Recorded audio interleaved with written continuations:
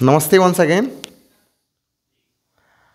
And since you have seen the recent videos, and in those videos, I have discussed about the pronoun. What is pronoun? Types of pronoun, and we have also studied the various types of pronoun. We have seen the definition of pronoun. We have seen what is personal pronoun, what is the reflexive pronoun, what is emphatic pronoun, descriptive pronoun, and the demonstrative pronoun as well. And in the last, we have also studied about interrogative pronoun. Okay. Now there are two pronouns especially which are still left and which we are going to discuss those pronoun today. Okay.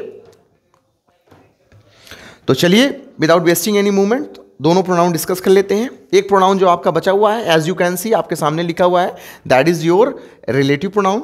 ठीक है.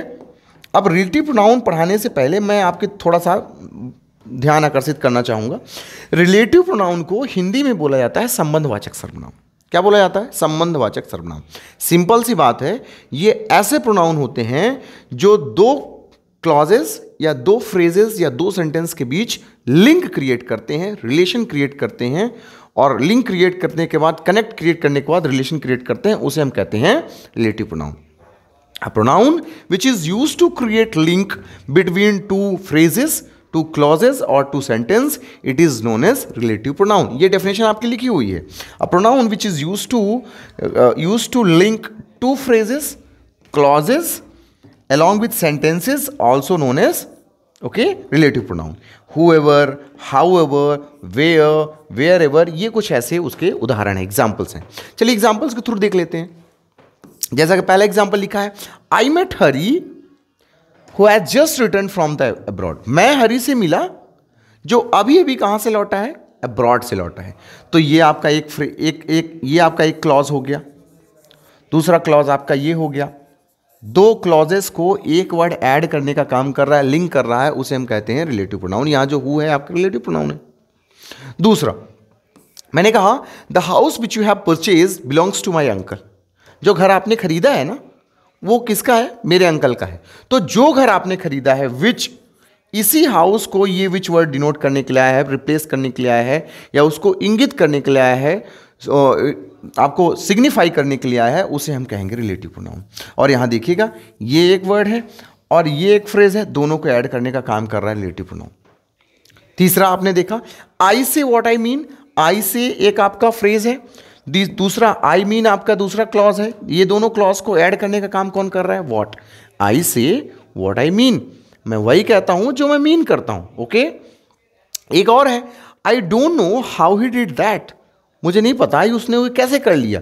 तो how जो word है वो आपका क्या हो जाएगा? रिलेटिव प्रोनाउन हो जाएगा. Now the fourth example, he said that I was guilty. उसने कहा कि मैं गिल्टी था, मैं अपराधी था. तो उसने ये जो दैट वर्ड आया है ना, ये दैट वर्ड दोनों को लिंक करने का काम कर रहा है, और यहाँ पे ये रिलेटिव प्रोनाउन का भी काम कर रहा है. याद रखिएगा, मैंने आपको कहा है कि रिलेटिव प्रोनाउन जैसे काम सबऑर्डिनेट कंजंक्शन भी करेगा. तो जब मैं कंजंक्शन की तरफ पहुंचूंगा, and when I will discuss about subordinate conjunction, that time I will also notify you about the relative pronoun. फिर से अगेन मैं समअप करना चाहूँगा कि रिलेटिव प्रोनाउन उसे कहते हैं ऐसा प्रोनाउन जो दो वर्ड, दो फ्रेजेस या दो सेंटेंसेस को लिंक करने का काम करे, उसे आप कहेंगे रिलेटिव प्रोनाउन. ऑलराइट. ठीक है, आगे बढ़ते हैं. दूसरा प्रोनाउन जो हमारे उसमें है वो आपका आता है इनडेफिनिट प्रोनाउन. कौन सा प्रोनाउन है? Indefinite pronoun. इनडेफिनिट प्रोनाउन, जिसे आप हिंदी में, डेफिनिट मतलब निश्चित होता है, इनडेफिनिट का मतलब होता है अनिश्चित. तो इनडेफिनिट प्रोनाउन को हिंदी में कहा जाता है अनिश्चयवाचक सर्वनाम. क्या कहा जाता है? अनिश्चयवाचक सर्वनाम.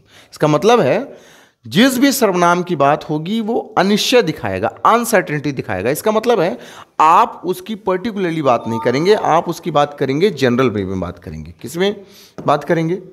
जनरल वे में. जैसे मैंने एग्जाम्पल दिया, पहले एग्जाम्पल्स को देख लेते हैं. One has to remember his own word. जो कोई बोलता है उसको अपने बात याद रखनी चाहिए, अपने शब्द याद होने चाहिए. तो वन, जो कोई बोलता है, तो यहां आप वन जो वर्ड डिनोट कर रहे हैं किसी पर्सन के लिए, वो किस वे में डिनोट कर रहे हैं? जनरल वे में आप डिनोट कर रहे हैं, ना कि पर्टिकुलर वे में. दूसरा देखिए, फ्यू स्केप्ड अनहर्ट, कुछ जो लोग हैं वो बच के निकल गए। तो कुछ मतलब क्या है, आपने किसी पर्टिकुलर पर्सन को तो बोला नहीं, तो कुछ आपने यहां भी जनरल वे में डिनोट किया है, नाम नहीं लिया, जनरल वे में डिनोट किया, इनडेफिनिट। आपने कहा सम आर बोर्न फूल, यहां आप थोड़ा फूल की जगह ये भी लिख सकते हैं कि सम आर बोर्न ग्रेट, कुछ तो महान ही पैदा होते हैं या कुछ तो मूर्ख ही पैदा होते हैं। तो कुछ मतलब हो गया, आपने किसी का नाम तो नहीं लिया पर स्पेशली आपने उनको पर्सन को डिनोट किया, इसलिए ये इंडेफिनिट प्रोनाउन हो जाएगा। Anybody can make mistakes, anybody can makes mistake, कोई भी गलती कर सकता है। तो यहां कोई भी वर्ड जो आपने यूज किया है, this is also used in a general way, general way. Last में लिखा है ऑल आर इंडियन सिटीजन, सारे के सारे जो भी है ना इंडियन सिटीजन है। You are not mentioning any one particularly, okay. And if any pronoun which tells you about general way, about person or place or any object in a general way but not particular way, it is known as what? Indefinite pronoun। कोई भी pronoun अगर आपको general वे में, सामान्य वे में आप किसी भी पर्सन या प्लेस या ऑब्जेक्ट को डिग्निफाई करता है या इंटेंसिफाई करता है या सिग्निफाई करता है, तो उससे आप क्या बोलेंगे? इंडेफिनिट प्रोनाउन बोलेंगे, नॉट इन पर्टिकुलर। तो डेफिनेशन की बात करेंगे तो अ प्रोनाउन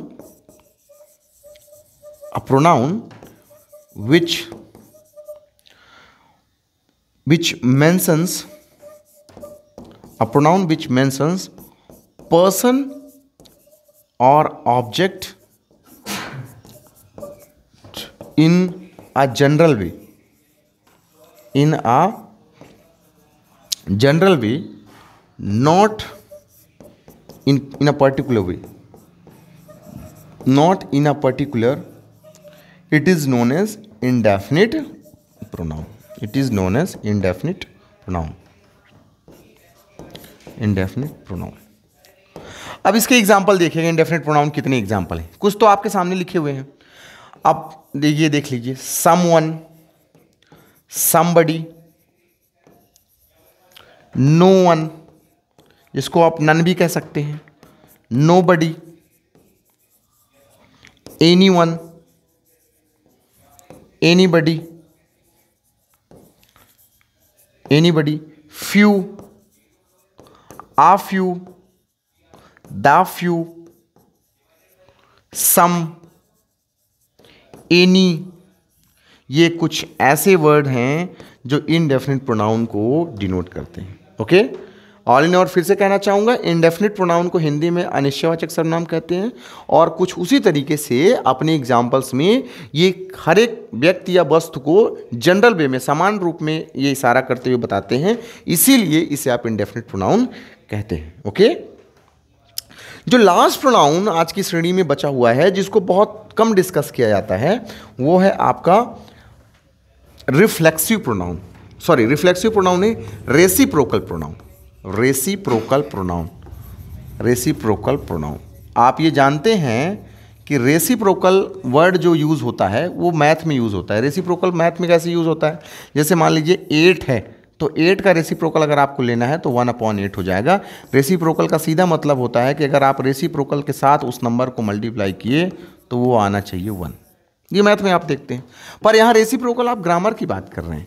तो reciprocal pronoun is also a kind of part of distributive pronoun. Distributive आपने पढ़ा है कि किसी भी पर्सन या प्लेस को one at a time mention करे, one at a time mention करे, ठीक है, पर्टिकुलरली मेंशन करे, उसे कहते हैं डिस्ट्रीब्यूटिव प्रोनाउन।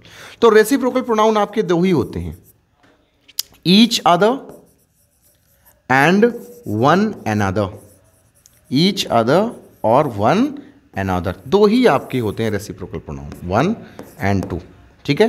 सेंटेंस की बात करें तो एग्जाम्पल कर लेते हैं,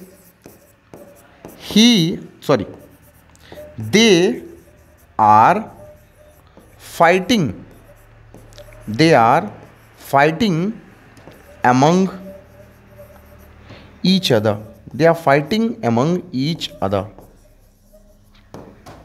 they are fighting among each other, वो आपस में ही लड़ रहे हैं, ठीक है।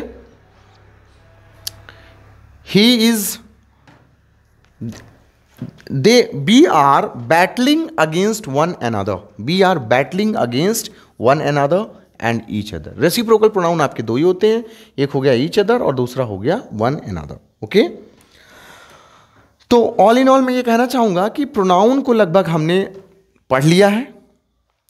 अब प्रोनाउन के जो कुछ बेसिक रूल्स होंगे उसको अगली बार मैं थोड़ा सा लेके आऊँगा, और रूल्स के साथ साथ प्रोनाउन के बाद जो नेक्स्ट लेक्चर होगा तो नाउन हो गया, प्रोनाउन हो गया। अब बेसिकली हम वर्ब डिस्कस करेंगे, और नहीं तो हम वर्ब के बाद या वर्ब से पहले हम एडजेक्टिव भी डिस्कस करेंगे। ठीक है, तब तक आप देखते रहिए और स्वस्थ रहिए, खुश रहिए।